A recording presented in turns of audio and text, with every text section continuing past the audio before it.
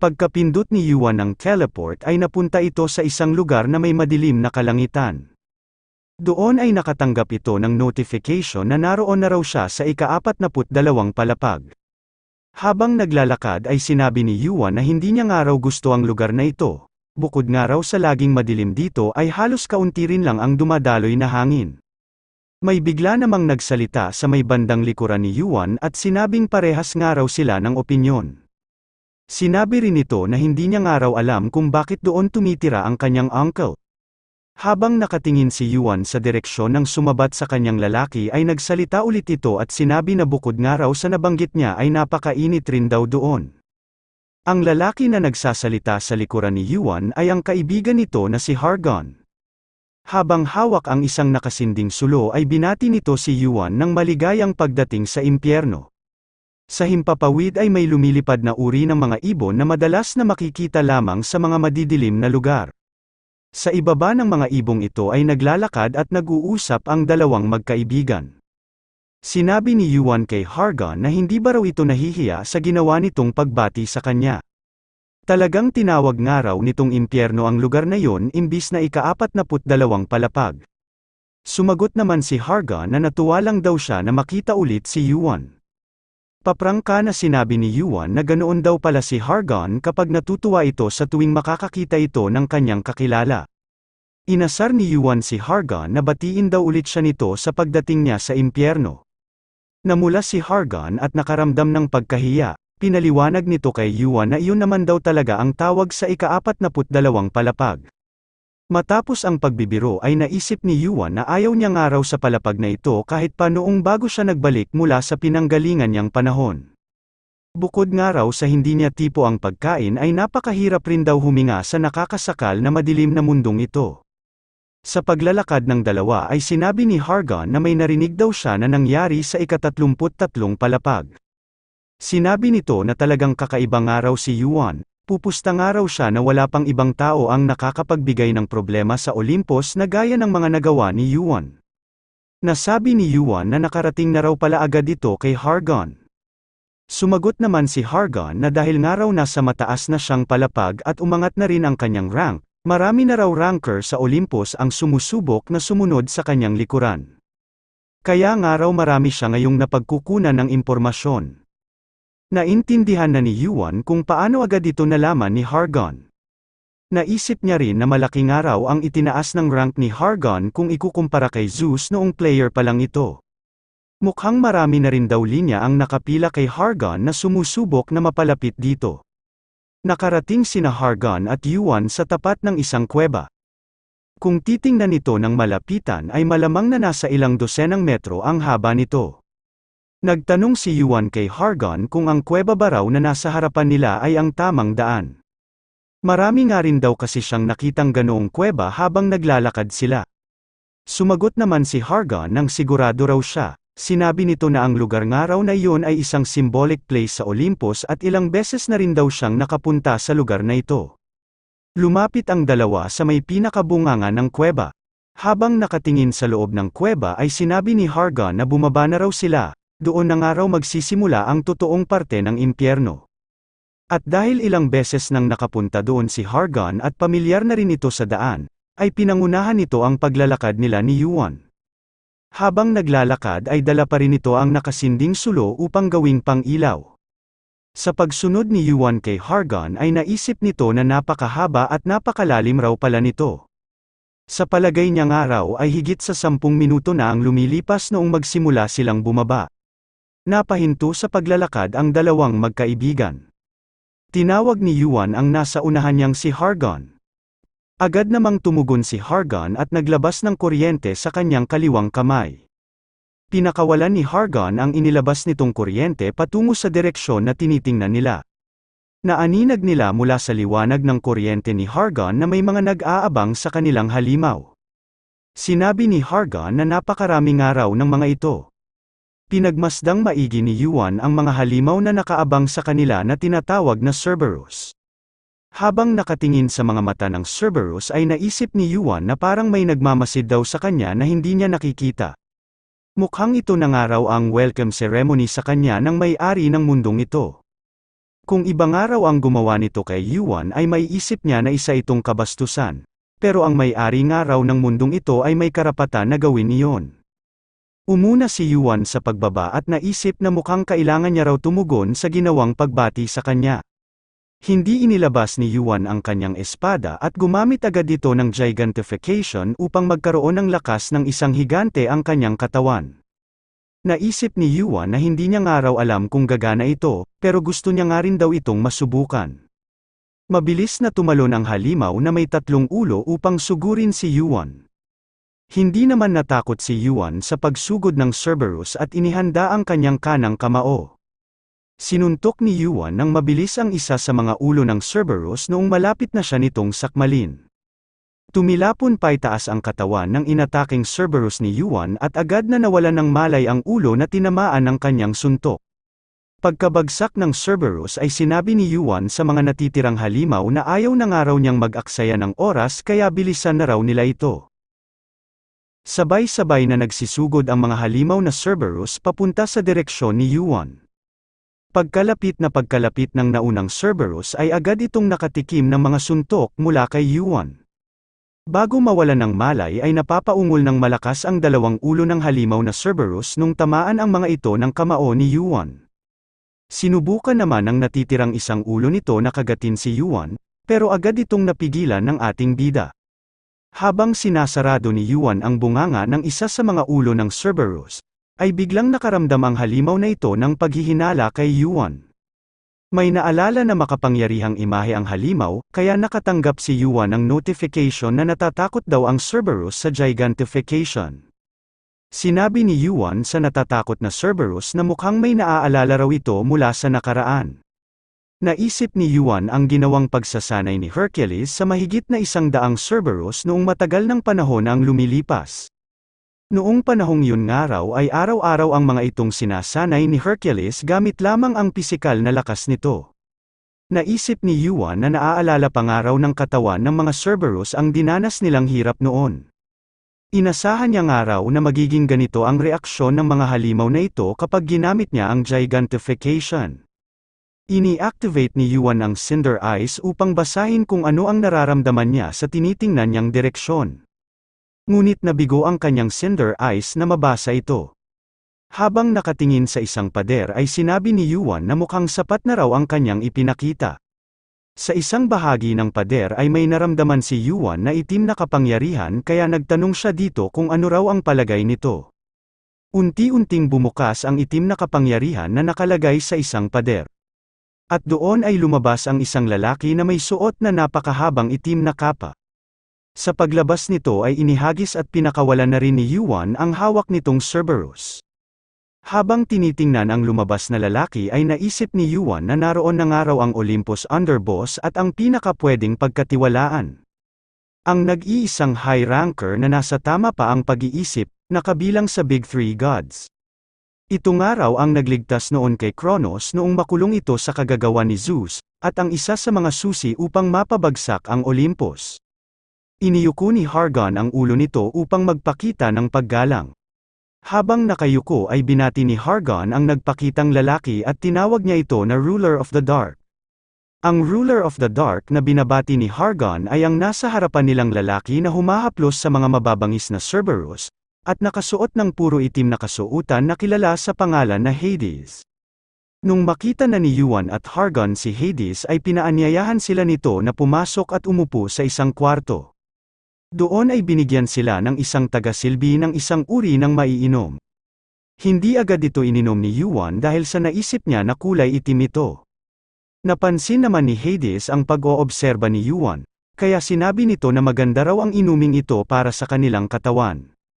Ang ibinigay niya nga raw na tsaa ay makakatulong sa mana circulation ni Yuan at kaya rin daw nitong pagaanin ang kanilang katawan at isipan. Matapos marinig ang paliwanag ni Hades ay ininom na ni Yuan ang itim na tsaa. Pagkainom niya nito ay nakatanggap siya ng notification na uminom daw siya ng inumin na gawa sa hellgrass. Sa pag-ubos ni Yuan sa kanyang tsaa ay nagulat ito sa mga sunod niyang natanggap na notification. Umangat daw ang kanyang mana recovery speed sa loob ng 1 oras at lumilinaw raw ang kanyang isipan. Naisip ni Yuan ang hell grass na ginamit sa paggawa ng ininom niyang tsaa. Isang araw itong halaman na mahirap makuha. Naisip ni Yuan na magandang araw ang pagtrato sa kanya ni Hades. Nagsalita na si Hades at sinabi na hindi pa rin daw siya makapaniwala. Habang tinitingnan niyang araw si Yuan ng kanyang dalawang mata ay hindi siya makapaniwala na magagawa nitong mapigilan ang lightning bolt ni Zeus. Dala ng kaunting pagdududa ay napatanong si Hades kay Hargon kung kailangan pa ba raw nitong ipagpatuloy ang pakikipagtulungan kay Yuan. Sumagot naman si Hargon ng oo, iyon daw ay kung posible ito. Pinaliwanag ni Hargon na isang araw maaasahang kaibigan si Yuan, kaya gusto niyang araw ditong makipagtulungan hanggang sa huli. Nabawasan ang pagdududa ni Hades dahil hindi man lang nag-alinlangan si Hargon sa ginawa nitong pagsagot. Sinabi ni Hades na ang impresyon niyang araw kay Yuan ay parang may itinatago ito sa kanya habang kinakalaban nito ang mga Cerberus. At hindi niya nga rin daw malaman kung ano ito. Sinabi ni Hades na hindi nga raw siya nagtitiwala sa mga tao na nagtatago sa kanya ng sikreto. Hindi nga raw siya magtitiwala sa isang tao na hindi kusang loob na ipinapakita ang kanyang sarili. Naisip ni Yuan na mukhang hindi nga raw ito magiging madali gaya ng inaasahan niya. Napapaisip siya kung ano ba raw kaya ang maaari niyang gawin upang magtiwala ito sa kanya. Nagulat si Yuan nung sabihin ni Hades na kahit nga raw mayroon itong itinatago ay mayroon rin daw itong matibay na taga-suporta. Kasunod noon ay binanggit ni Hades ang pangalan ni Hephaestus. Nung nakausap niya nga raw ito ay sinabi nito sa kanya na bigyan niya raw ng tsansa si Yuan. Sinabi nga rin daw nito na hindi na niya kailangang magpaliwanag dahil hindi nga raw magsisisi si Hades. Kagayang-kagaya nga rin daw ni Hargon ang kumpiyansa ni Hephaestus noong huli niya itong nakausap. Naisip ni Yuan na magwawakas lang daw pala ito sa suporta ng kanyang mga kaibigan. Bakit nga raw kinailangan pa ni Hades na pasalubungan siya ng mga halimaw na Cerberus kung dito lang pala ito hahantong? Binanggit ni Hades ang posisyon ni Yuan na pagiging Vice Lord ng Heavenly Demonic Cult. Kasunod noon ay tinanong niya kung magagawa ba raw ni Yuan na mapagalaw ang high ranker na si Chon Mo-jin. Hindi naman nagustuhan ni Hades ang isinagot sa kanya ni Yuan. Sinabi ni Yuan na hindi raw siya makakapagbigay ng pangako. Ang pagpapagalaw nga raw kay Chon Mo-jin ay hindi nasakop ng kanyang autoridad bilang Vice Lord. Ang posisyon rin daw na mayroon siya ay madaling mababali sa isang salita lamang ng Heavenly Demon. Kaya hindi nga raw siya ngayon makakapagbigay ng tiyak na kasagutan. Sinabi ni Yuan na kung ang pag-uusapan daw nila ay ang ibang mga miyembro ng Heavenly Demonic Cult, tingin niya raw ay posible ito. Nagtaka si Hades sa sinabi ni Yuan na posible raw ito. Sa tono nga raw ng pananalita ni Yuan ay parang ayaw nito na gawin yon. Pinaliwanag ni Yuan na mali raw ang iniisip nito sa kanya. Sinabi niya raw iyon dahil sa palagay niya ay hindi na kailangang madamay pa ng Heavenly Demonic Cult. Matatapos nga raw ang labang ito kapag napatumba na nila ang kakalabanin nilang hari. Naisip ni Yuan na kailangan daw magtapos ang gagawin nilang ito sa isang labanan at hindi sa isang digmaan. Kapag nga raw nakisali ang Heavenly Demonic Cult at nakipagsanib puwersa kay Hades, malamang daw ay magbubunga ito ng digmaan laban sa paksyon ni Zeus. Ang paraan nga lang daw para magwakas ito ng kaunting pinsala at malaking resulta ay kailangan itong magtapos sa isa lamang labanan. Naisip ni Yuan na ang pagpapabagsak nga raw sa Olympus ay gaya ng Ragnarok at Gigantomachie na kailangang kaunti lang ang masawi upang magkaroon ng kahulugan ang ginagawa niyang ito. Inulit ni Hades ang sinabi ni Yuan na kailangan lang daw nilang pabagsakin ang hari. Nakakapagsalita pa nga raw si Yuan ng ganoon kahit na nakita na nito ang lakas ng kapangyarihan ni Zeus. Nagtanong si Hades kung hindi ba raw parang kalabisan naman ang gustong mangyari ni Yuan. Sumagot naman si Yuan nang magagawa niya raw ito. Sinabihan ni Hades si Yuan na ang nagagawa pa lang naman daw nito ay ang pigilan ng isang beses ang lightning bolt ni Zeus. Nagtanong din si Hades kung may kakayahan na ba raw si Yuan na kalabanin ang hari ng Olympus. Sumagot naman si Yuan nang wala pa raw siyang kakayahan sa ngayon. Nagulat si Hades sa isinagot sa kanya ni Yuan, ano ba raw klase ng wordplay ang sinasabi nito? Sumagot ulit si Yuan na alam niya raw na hindi na ganoon katatag ang Big Three dahil sa pagkawala ni Poseidon. Sinabihan ni Hades si Yuan na maraming araw itong nalalaman. Sinabi ni Hades na tama nga raw ang nabanggit ni Yuan. Napansin nga raw ni Zeus na magsasanib puwersa sila ni Poseidon kaya dinala niya ito sa Asgard at doon ay ikinulong ito sa underworld prison. Halos kalahating taon na rin daw ang lumilipas noong mangyari iyon. Sinabi ni Yuan na isang araw ito sa mga rason, pero ang pagiging hindi balanse ng kapangyarihan sa loob ng Olympus ay hindi lang daw dahil kay Zeus. Binanggit ni Yuan ang pangalan ni Hercules at sinabi kay Hades na bakit nga raw hindi nila ito dalhin sa kanilang panig. Nagulat si Hargon sa narinig niyang suhestyon. Napatanong ito kay Yuan kung hindi ba raw ito nagbibiro. Nagtanong naman si Hades kung gaano raw kalaki ang posibilidad na magawa nila ito. Sumagot naman si Yuan nang nasa 70% raw ito. Ikinagulat ulit ni Hargon ang taas ng kanilang posibilidad. Ipinatong ni Yuan ang dalawa nitong kamay sa lamesa at nagtanong kung ano raw ang sagot ni Hades. Tinanong ni Yuan si Hades kung may tsansa na ba raw silang manalo kung dadalhin nila sa kanilang panig si Hercules. Napaisip naman si Hades habang nakatingin sa nasa harapan niyang si Kim Yuan. Ang lalaking ito nga raw ay mag-isang binago ang maraming bagay na may kaugnayan sa Olympus. Niligtas nga raw nito noon si Hephaestus, at tinalo ang test examiner na pinadala ng Olympus upang patayin ito sa loob ng kanyang pagsubok. At hindi lang daw yon dahil nagawa rin daw nitong makuha ang Divine Sea Crystal at nagawa rin nitong pigilan ang lightning bolt na pinakawalan ni Zeus. Isang araw itong player na unti-unting sumisira at nagpapabagsak sa mga pinaplano ng makapangyarihang si Zeus. Napangisi ng kaunti si Hades at naisip na sigurado raw siya na ang parang isang kalokohan na sinasabi ni Yuan ay hindi lang dahil sa pagkalasing nito sa kumpiyansa. May katiyakan nga raw ito na tanging ang mga tao na nakagawa ng imposible ang maaari lang na magkaroon. Matapos marinig ang mungkahi ni Yuan at taas ng posibilidad na mayroon sila, ay sinabi ni Hades na posible na nga raw ito. Noong nakumbinsi na ni Yuan si Hades ay tumayo na ito at nagpaalam. Nagulat naman si Hargon sa biglaang pagtayo nito, kaya tinanong niya kung saan daw ito pupunta. Sumagot naman si Yuan nang pupunta raw siya sa ika-40 palapag. May kailangan nga raw siya munang gawin doon upang mapapayag niya si Hercules.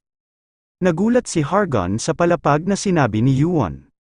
Sinabi naman ni Hades na gusto niya raw itong sabihin ng malinaw, ang nakita niya nga raw na lakas ni Yuan ay pwede na para kaharapin ang Olympus.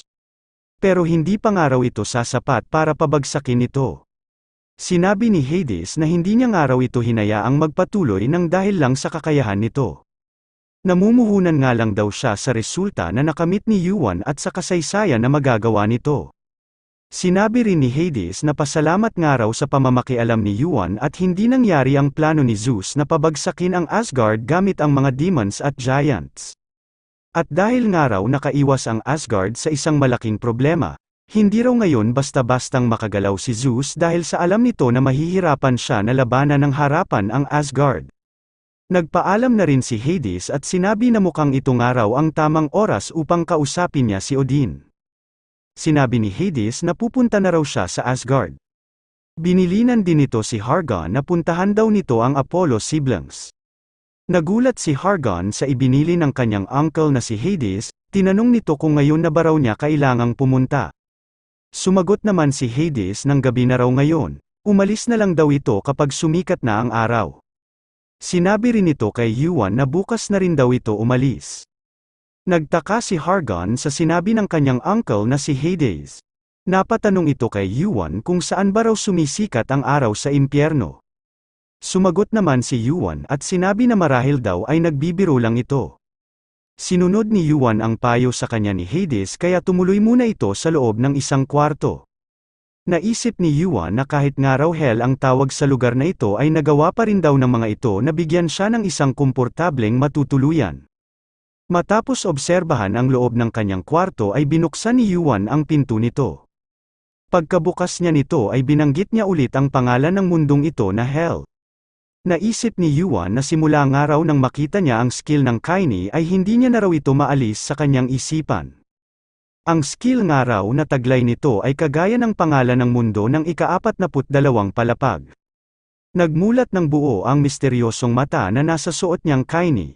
Naisip ni Yuan na bakit nga raw hindi niya ito subukan. Habang nakatingin sa nagmulat na misteryosong mata ay naisip ni Yuan na mukhang inoobserbahan daw nito ang kanilang paligid. Nagulat si Yuan nang bigla na lang siyang nakatanggap ng notification na masasummon daw siya sa hell. Nagtataka si Yuan kung ano ang nangyayari sa kanya, kasabay ng paglalabas ng kapangyarihan ng suot niyang kaini ay ang pagpunta niya sa isang madilim na lugar. Sa lugar na iyon ay para siyang lumulubog sa isang napakalalim na karagatan. Sinubukan ni Yuan na lumangoy pero patuloy pa rin ang kanyang paglubog. Hanggang sa hinayaan na lang muna ni Yuan ang kanyang katawan na lumubog pa ilalim sa napakahabang katubigan. Nagtataka si Yuan kung bakit nga raw nagagawa niyang makahinga gayong nasa ilalim siya ng dagat. Habang nagtataka pa si Yuan ay bigla itong nakatanggap ng mga notification na kinakaharap daw niya ang hell sa unang pagkakataon, at kinakaharap daw ng King of the Dead ang mundo nito. Napaisip si Yuan kung saan ba raw nagmumula ang nararamdaman niyang agos, mula ba raw ito sa isang ilog o mula ito sa isang karagatan. Hanggang sa napagtanto ni Yuan na mali raw ang lahat ng iniisip niya. Ang tubig nga raw na nararamdaman niya ay puro mana. Sa nakikita niya nga raw ay parang wala itong hangganan. Naisip niya na malamang daw ay isang sisidlan ang kaini upang mapalabas ang ganitong walang hanggan na kapangyarihan. Napagtanto niya rin na doon nagmula ang Divine Dark Crystal. Nagtaka si Yuan nang makatanggap siya ng notification na sinasamba raw siya ng mga patay. Hanggang sa unti-unti nang nagising si Yuan, sa paggising nito ay iniisip niya kung bakit nga raw siya sinasamba ng mga ito.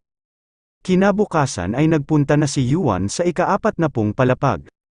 Kilala ang palapag na ito bilang mundo sa ibabaw ng mga ulap, ang siyang ganap na kabaligtaran ng ika-42 palapag. Pinagmasdan ni Yuan ang mga gusaling nakatayo sa ibabaw ng mga ulap. Naisip niya na hindi nga raw tulad ng mundong hell na hindi sumisikat ang araw, parang wala raw pinuproblema ang mga tao dito dahil sa sobrang liwanag. Habang nagmamasid si Yuan ay mayroon itong kinakausap. Kausap nito ang pinalabas niyang si Arthur na nasa loob ng bago nitong katawan. Inulit ni Arthur ang tinanong sa kanya ni Yuan kung saan ba raw napupunta ang mga patay. Sinabi ni Arthur na hindi raw pala natitigilan si Yuan sa ganda ng tanawin sa ika-40 palapag, kundi ay may iniisip lang daw pala ito. Hindi na pinansin ni Yuan ang komento sa kanya ni Arthur at tinanong niya ulit kung may naaalala ba raw ito. Sumagot naman si Arthur na pagkatapos niya raw mamatay ay ikinulong daw siya ni Susano sa isang lugar sa pagitan ng buhay at kamatayan. Kaya hindi nga rin daw siya sigurado kung ano ang nangyari pagkatapos niyang mamatay. Sinabi ni Yuan na hindi raw pala siya nito matutulungan. Kaya napahingi naman ng tawad si Arthur. Nagulat si Yuan nang muling magsalita si Arthur at sinabi na parang may naaalala raw siya. Tingin niya nga raw ay may nakita siya na parang isang karagatan. Tinanong ni Yuan kung tama ba raw ang rinig niya na sinabi nito na isang karagatan. Sumagot naman si Arthur ng iyon nga. Pero hindi rin daw siya sigurado dahil panandalian niya lang daw itong nakita. Itinikom ni Yuan ang kanang kamao nito at naisip na mukhang tama nga raw ang kanyang hinala, mga patay nga raw ang nakita niya noon sa tubig.